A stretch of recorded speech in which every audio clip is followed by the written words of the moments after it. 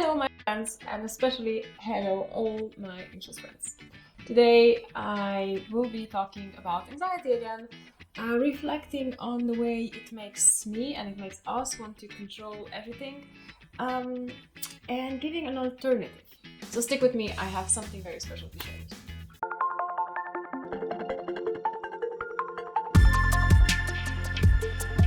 So, some years ago, when I was working on my master's thesis, which was mainly on the disorder of Generalized Anxiety Disorder, which is a very, very interesting topic to study, I, for the first time in my life, realized the connection between anxiety and the need to control. I know, I should have really noticed earlier, especially in my life, but I didn't. So, I learned about it, and then I realized that, oh, okay. And since then I had the opportunity to observe how this control works out in my life and in the life of people that are very close to me.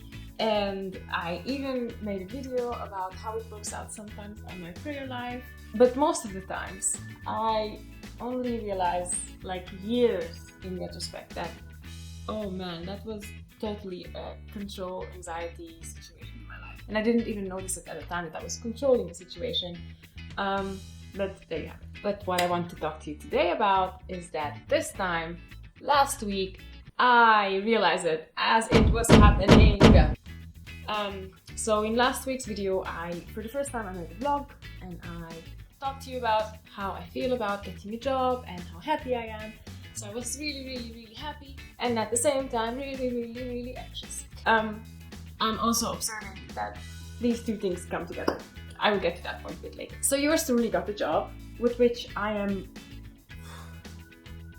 overwhelmed of how great it is.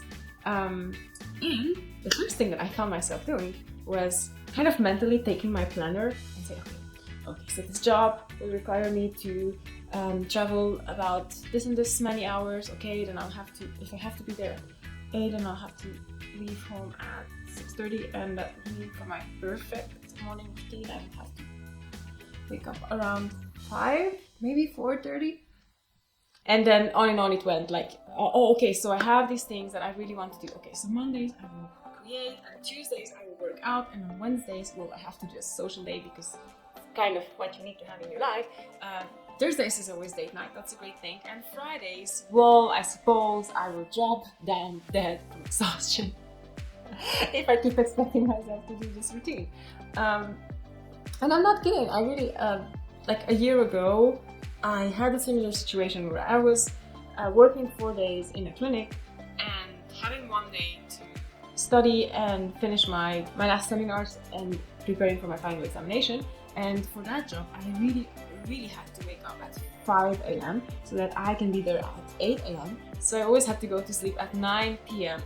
and it just, I was so jet lagged and so out of every kind of social opportunity, because you just cannot have friends if you tell them, well, this was nice, I have to go home to sleep at 8 p.m. So then I realized here again comes a beautiful thing into my life, and accompanied with it kind of normally unnoticed anxiety. It's a package deal, as you would say, I guess in English. So as I noticed that I was doing all these plans, I noticed how my anxiety would kind of start here in my stomach and come up, and I kind of feel like it's chilly. This is just to say, I'm not saying that making plans and then sticking to them is not a good thing. It is a good thing, but it can be a difficult thing if it exacerbates, if it makes your anxiety worse. And let me tell you how I mean this. We have all different personalities, and also on the spectrum of how anxious we are, some of us are like really the most laid-back people that you can get. And for those kinds of people, it can be really hard to make a plan and stick to it. So they should kind of train themselves to be a bit more organized, let's say. But there are people who like to put on their resume that they are detail-oriented, which is just a nice word to say overly anxious.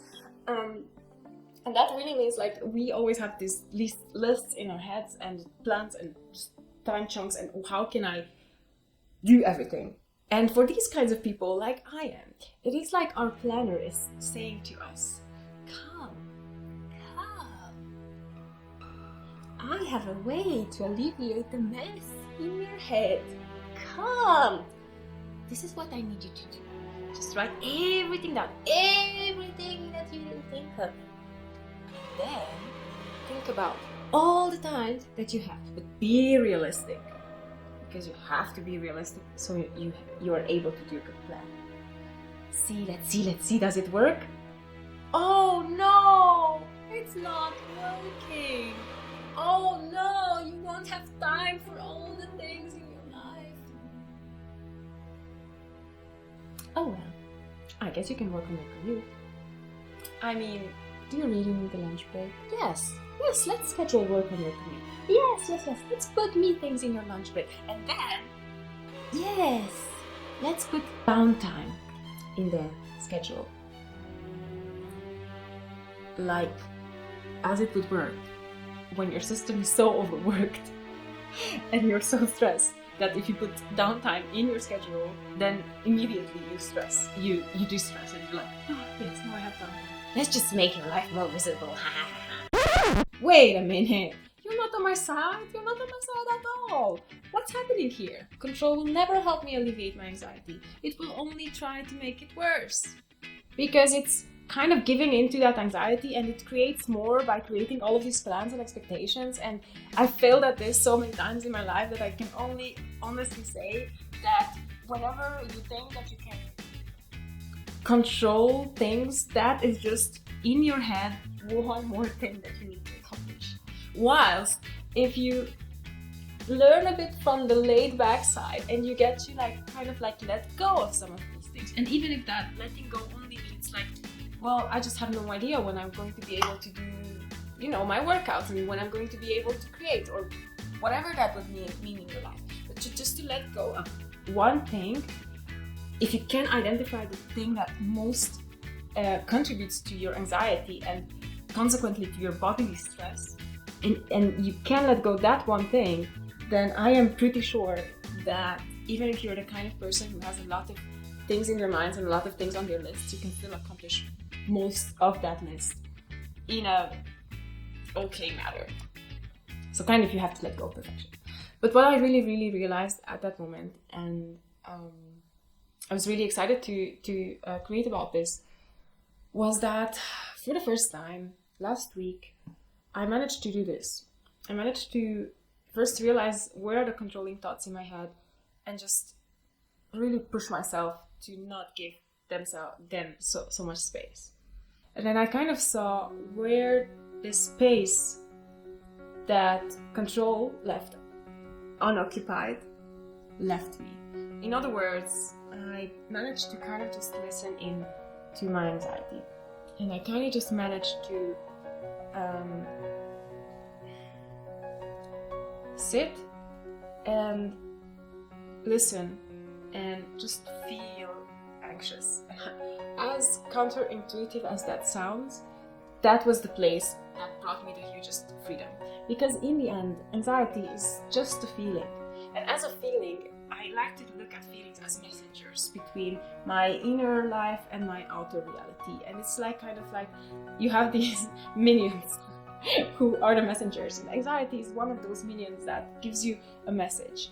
And sometimes the messages are only related to a past reality that is no longer true, but sometimes it's just something that is really important for you to know. And I realized that this time my anxiety was saying, look at all the beautiful things that you have in your life. I am afraid that you're going to lose that, or you are afraid you're going to lose that, because I'm the one feeling the anxiety. I realized that my anxiety was telling me, I'm afraid I won't have time to be able to do the things that bring me so much joy in my life, just because right now my main focus should be to work. And through allowing me to sit with that feeling for a couple of days, something really amazing happened. In sitting still and in allowing my need for control to take the backseat for a moment, I managed to hear another still and quiet voice just telling me, to trust him, to trust that the owner of that still and quiet voice that was able to calm the storm, was able to speak life into the universe, will be able to rearrange times and needs and energy for me to be able to do the things that I have to do and I wish to do. And I don't know how, but even last week, as God just told me, hey, slow down. This is how we are going to do this. You are not going to think about creating Fujitsu.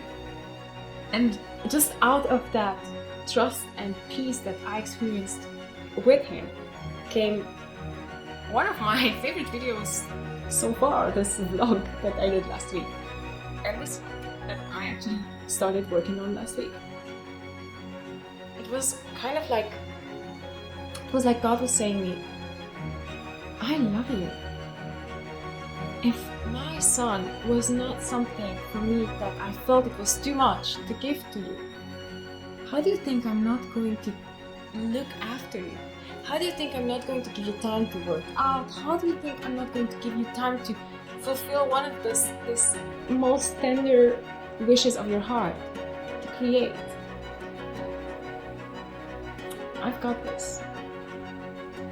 And guys, that's when I realized it had nothing to do with planning or not planning. It had everything to do with wanting to take things into my own hands versus allowing my feelings to pose a question and listening to God responding to that question in a way that not only called my feelings but also comforted the situation. So this one is for you, my dear anxious friends. If this happens to you, I know anxiety can have as many faces as there are people with anxiety. But I hope that my experience can somehow inspire yours. Maybe you can also catch where you are trying to control your life. Maybe you can also sit and listen in to what your anxiety is thinking. And what I most hope for you, obviously, is that you can find the voice of God answering to every question and every desire.